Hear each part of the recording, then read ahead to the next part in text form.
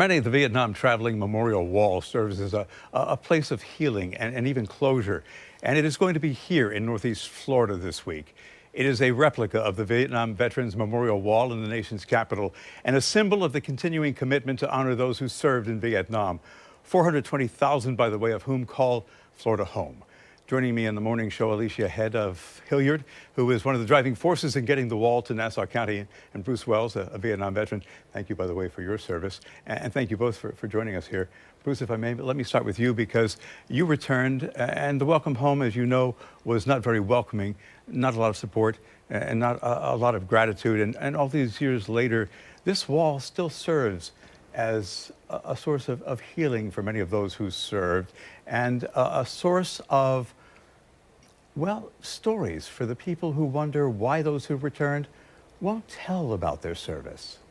That is correct. We, being at the wall, you hear many stories, and really we don't have a lot of time this morning to go into them, but I will tell you, I've enjoyed telling these stories.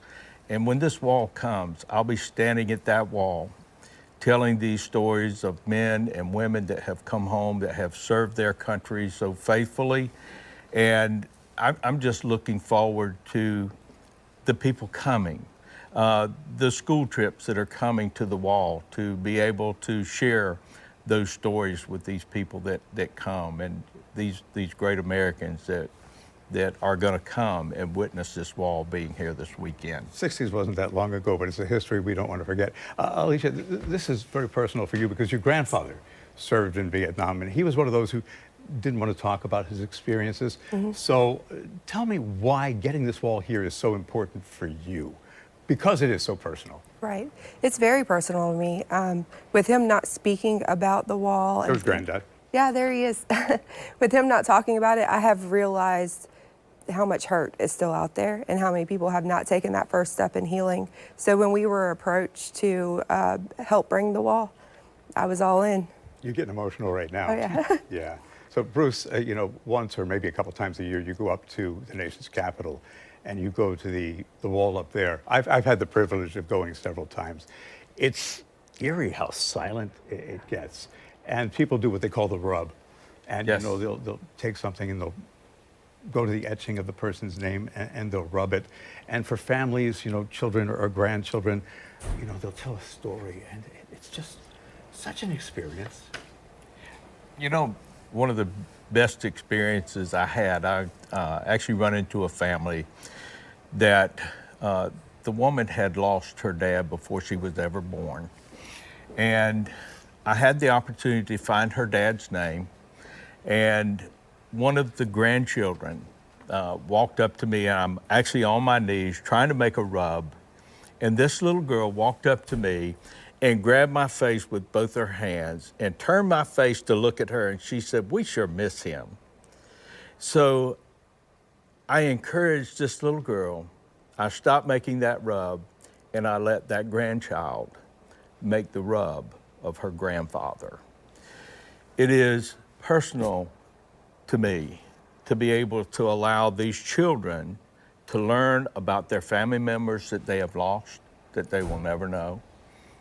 But she had the opportunity to make a rub of her grandfather. And families are going to get to experience that kind of thing when the wall's here. It gets here actually tomorrow, going to be here through the 21st. So tell me about some of the special events, Alicia, that are planned. Yeah, so tomorrow the wall will be escorted in about 9:30. So it's going to come through the red light in Callahan about 9:45 to 10:15. That's our guesstimate right now. From there, it'll be set up. So tomorrow we're doing the setup. Friday, yep, we have the field trips all day. So it's closed to the public on Friday. From 9 to 3, we have school children coming. We have the Vietnam Veterans Dinner, and that begins at 5 o'clock Friday evening. Saturday is our grand opening per se, so that starts at 9 a.m. and that's when it's open to the public from 9 a.m. on. Sunday morning we have a sunrise Easter service at 7 a.m. and then that evening the closing ceremony at 8 p.m. And it's 24 hours from the time that we open it on Saturday morning until the wall is disassembled on Monday. Maybe one of your last chances to see the wall. So it's so fantastic that it's being brought here. Yes. And you know what? If you've got somebody who served in Vietnam and you can get them to go along with you, makes the event that much more special. Oh, yes, most definitely. All right. So we'll have this up on news4jax.com with that list of events so you can find out more. And, you know, I know that Aaron's going to do a story later. Thank you so much for bringing the wall here. Bruce, again, thank you for your service and sharing your stories. And, you know, since I've been to the wall in Vietnam, I encourage you to go if you can.